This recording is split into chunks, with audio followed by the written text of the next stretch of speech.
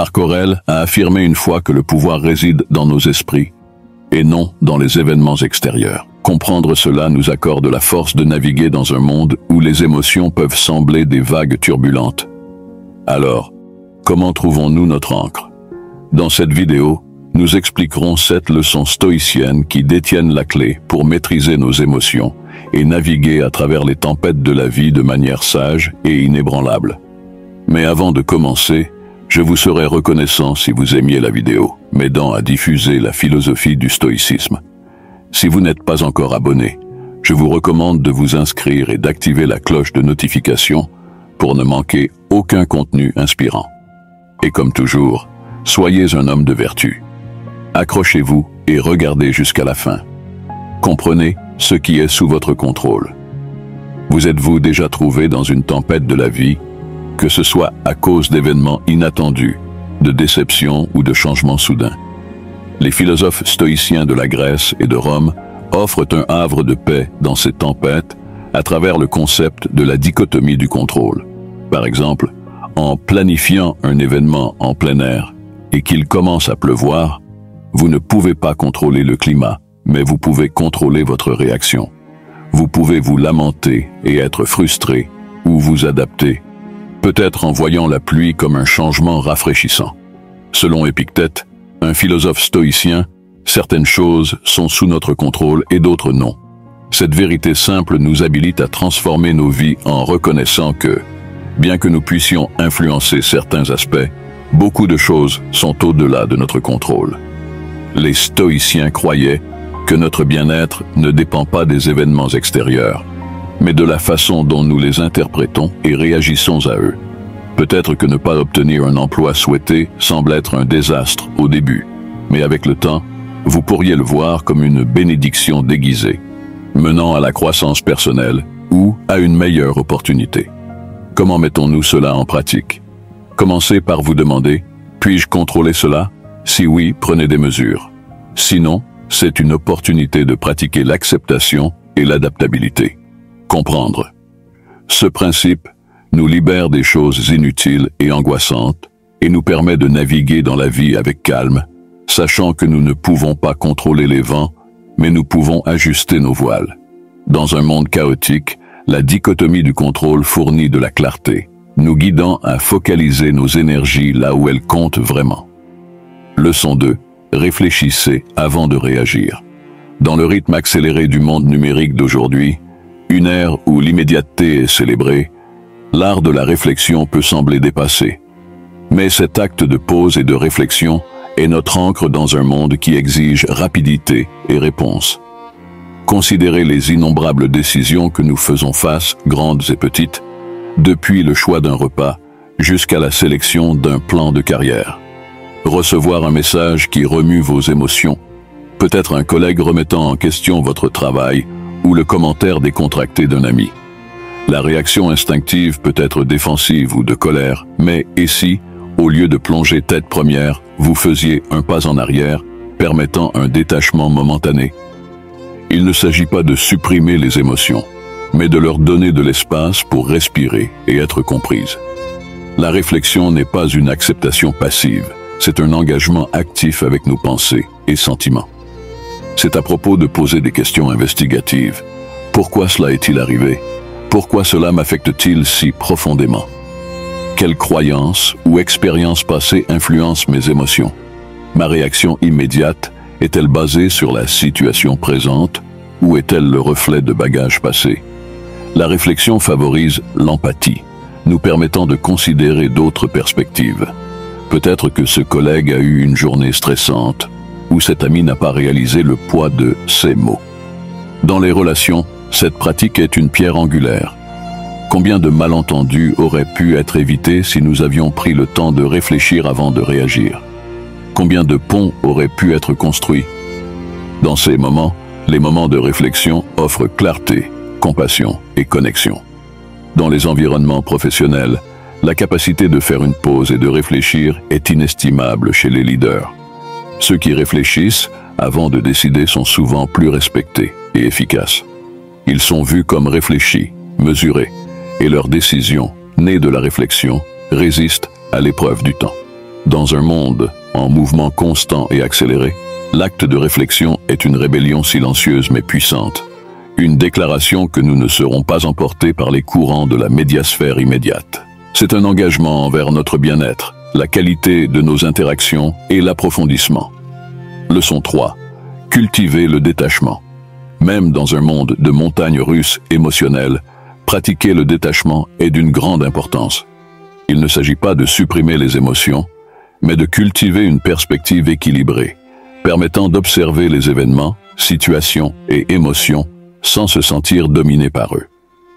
Le détachement offre un amortisseur dans un monde surchargé d'informations, aidant dans les relations et les conflits. Imaginez regarder un film émouvant.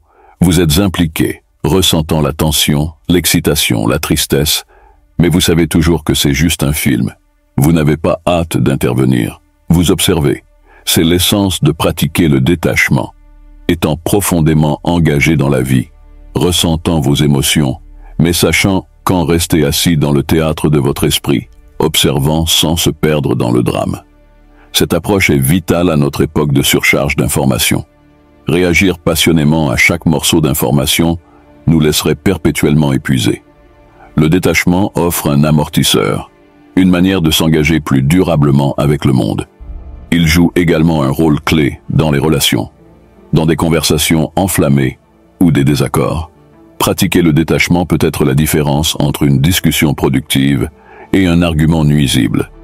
Cela nous permet d'écouter efficacement, de répondre plutôt que de réagir, et de naviguer tranquillement avec compréhension et grâce.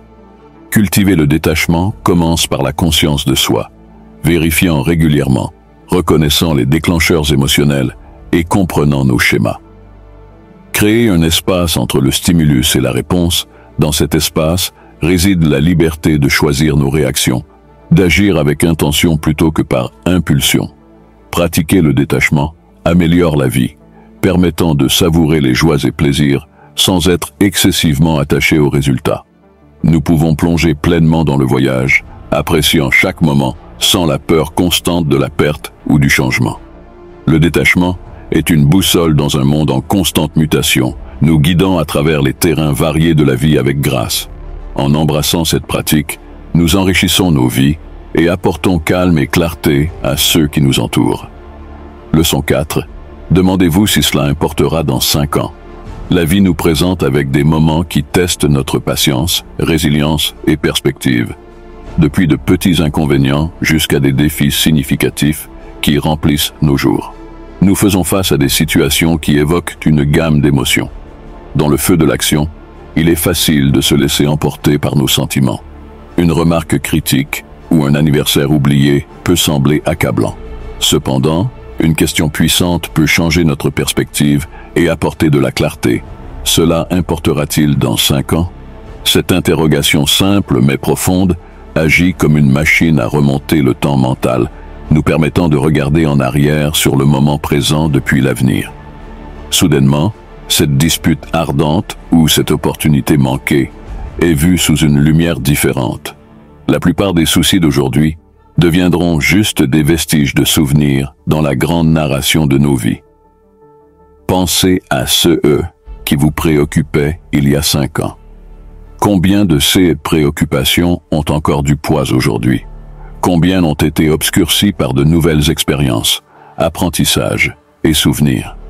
Cette question humilie et libère, aidant dans la priorisation des préoccupations et dans la distinction entre les revers à court terme et les implications à long terme. Elle promeut la résilience en nous rappelant de maintenir une vue d'ensemble, réduisant l'anxiété et favorisant la résolution de problèmes.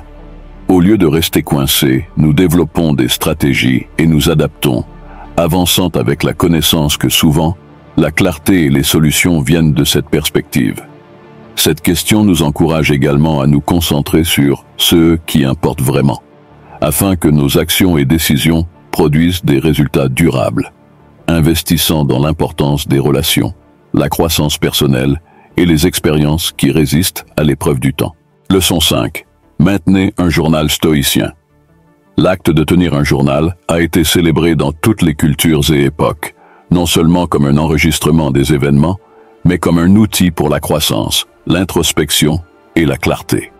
Les stoïciens, avec leur accent sur la conscience de soi et l'amélioration personnelle, n'étaient pas étrangers à cette pratique. Un journal stoïcien n'est pas juste un enregistrement des événements quotidiens.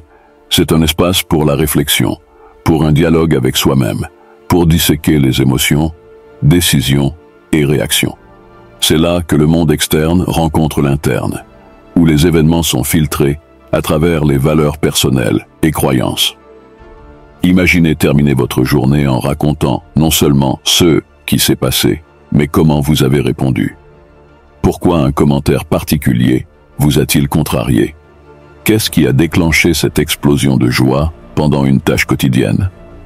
En faisant cela, nous commençons à comprendre les schémas de notre psyché, voyant les déclencheurs qui influencent notre humeur, les valeurs qui guident nos décisions et les habitudes qui façonnent nos jours. Marc Aurèle, l'empereur romain et philosophe stoïcien, a maintenu un journal, maintenant connu sous le nom de méditation. Pour lui, il n'était pas destiné à la publication. C'était un dialogue personnel, un espace pour se guider et se rappeler à lui-même des principes stoïciens, naviguant à travers les défis de sa vie avec sagesse. À travers ses écrits, nous voyons un homme luttant avec ses responsabilités, émotions et sa place dans le cosmos. Mais vous n'avez pas besoin d'être un empereur pour bénéficier d'un journal stoïcien. Dans nos vies modernes, pleines de distractions et une constante avalanche d'informations, prendre le temps pour l'introspection devient encore plus essentiel. Un check-in quotidien devient un rituel d'ancrage, apportant de la clarté au milieu du chaos. Avec le temps, cette pratique peut mener à des insights profonds. Vous pourriez remarquer que certaines situations provoquent systématiquement du stress, vous amenant à les affronter ou à changer votre perspective. Vous pourriez découvrir que certaines pratiques spécifiques, comme la gratitude ou la pleine conscience, élèvent votre humeur et votre perspective. Les motifs qui émergent servent de feuille de route pour le développement personnel. Au-delà des insights, un journal stoïcien favorise la responsabilité. En s'engageant à la réflexion quotidienne, nous nous tenons responsables de nos réactions et décisions.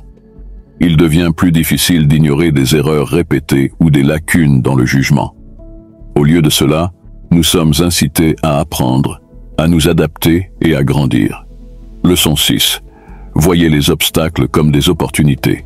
Le monde est plein de défis, des contrariétés personnelles aux obstacles globaux, qui sont une partie inhérente de l'expérience humaine. Et si, au lieu de voir ces défis comme des fardeaux, nous les voyions comme des opportunités? Les stoïciens avaient une perspective puissante sur l'adversité. Bien que nous ne puissions pas toujours contrôler les événements qui nous arrivent, nous pouvons contrôler notre interprétation et réponse à ceux-ci. Cette modification de perspective transforme les défis de simples contrariétés en précieuses leçons. Cela signifie que chaque obstacle, chaque défi, peut nous propulser vers l'avant si nous décidons de le voir comme une opportunité de croissance. Considérez un fleuve qui rencontre un rocher sur son chemin. Au lieu de s'arrêter, le fleuve trouve également un moyen de contourner le rocher, l'érodant au fil du temps, ou sculptant un nouveau chemin à travers lui. Ainsi, l'obstacle apparent devient un agent de changement, remodelant le cours du fleuve. De la même manière, dans nos vies, les défis peuvent rediriger nos chemins, nous menant souvent à des résultats que nous n'avions pas imaginés.